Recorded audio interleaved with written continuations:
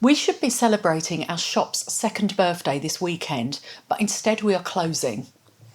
We've been forced to close because the government have created an environment in which it's virtually impossible for a small independent shop to survive on the high street. The only shocking thing about this is that we are far from unusual. Independent retail is in crisis. Hundreds of shops are closing every week and the government is doing nothing. When the banking crisis happened, the government invested billions to save the industry, and we want to know why they're doing nothing to save independent retail.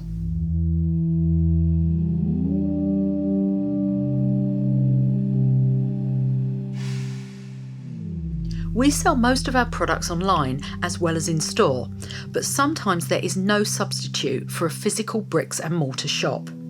Our customers want to browse vintage vinyl records and get their own records cleaned. They want to listen to the sound quality of a record player, see our art prints framed on a wall, try on our clothes, and get advice about which records they should buy their dad for Father's Day. And it's so much more fun buying your very first record in a record shop, particularly when you can get it signed by the band. We found a shop on one of Brighton's premier streets. It's close to the beach and was the perfect place for us to be seen by Brighton's many visitors. The shop needed a lot of work, but we considered ourselves lucky to find it.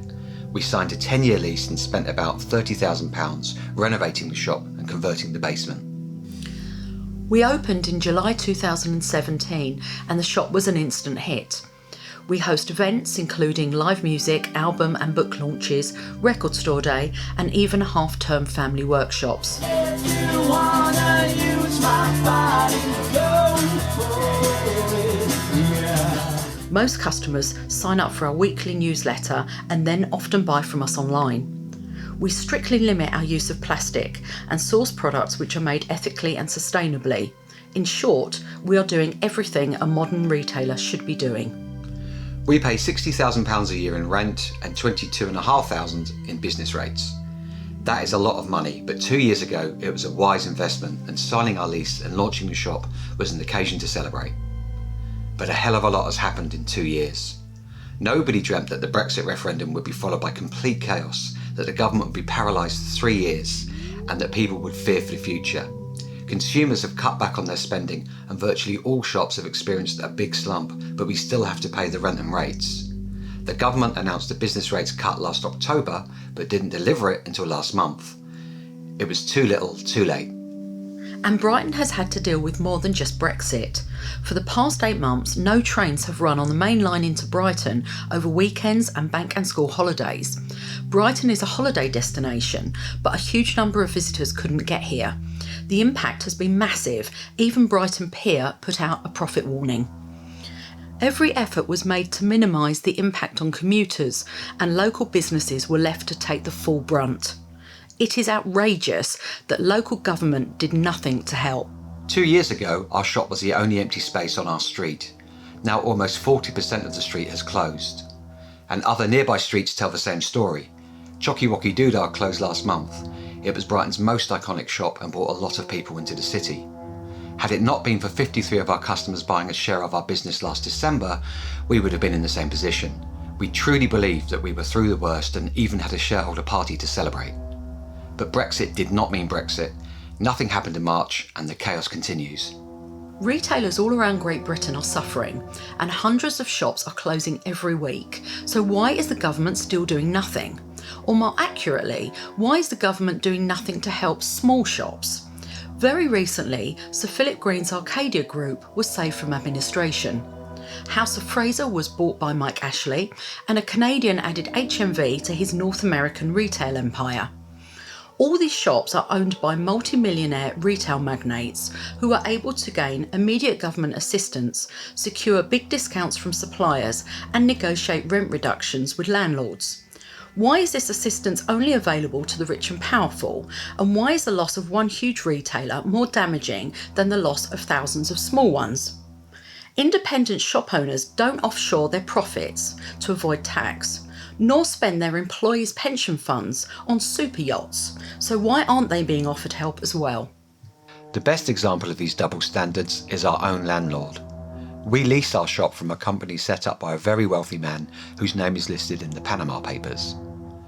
Our landlord promised to treat us fairly as long as we paid our rent on time. We kept our side of the deal, but our landlord didn't. The appalling treatment we've received is too long a tale to tell here, but our landlord's actions, which include unnecessary scaffolding over Christmas and a failure to undertake essential repair works, have caused us to lose tens of thousands of pounds. We have a strong legal claim against our landlord, but the courts are underfunded and overcrowded, and it could take years for our claim to be heard. In the meantime, our landlord can evict us for non-payment of rent, hold on to our £30,000 deposit, and pursue us for more money personally. We've been trying to reach a fair settlement agreement which will allow us to stay, but all our landlord has responded with is threats. There is no safety net for tenants in our situation. The effects of landlord behaviour, Brexit chaos and rail closures mean that our shop is losing money and more rent is due. We have no choice but to walk away, and we feel betrayed both by our landlord and our government. Losing our shop is going to really hurt, but we are more fortunate than many because we can continue to sell online and host pop-up shops. We are going to work really hard to weather this storm and to come back stronger. We'd like to appeal on behalf of other UK retailers. If you value your local shops, then you need to support them. If you go into a shop that you love, then please buy something, even if it's just something small. And before you buy online, please check to see if your local shop does an online service rather than just buying from Amazon.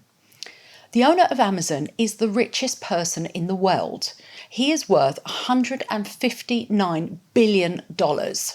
He does not need your money. And it's been well documented that Amazon pay virtually no UK tax, but your local shops do, and that money goes to help support hospitals and schools. And if you want the government to act, then please sign our online petition to demand that the government stops ignoring the retail crisis and provides independent retailers with immediate and meaningful support and protection against landlords like ours. Before we go, here is a message from our local MP, Caroline Lucas. Shops like Final Revolution are the lifeblood of towns and cities around the country. And here in Brighton, it is a much, much loved local shop. And I've known Rachel and Simon for around 18 months now and seen how hard they've worked to make this shop a success.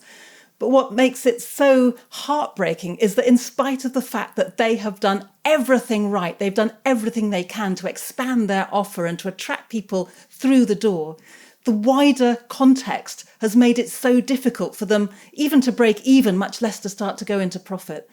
And so I've just got a message for government, which is that please take local independent retailers far more seriously. They are the lifeblood of our communities. They are what make places like Brighton special. They are what get people spending money in our communities and keeping that money circulating locally. If we're serious about job creation, it's the small shops, the independent shops that do that, not the huge retailers who frankly often then outsource their profits and don't even benefit the communities around them.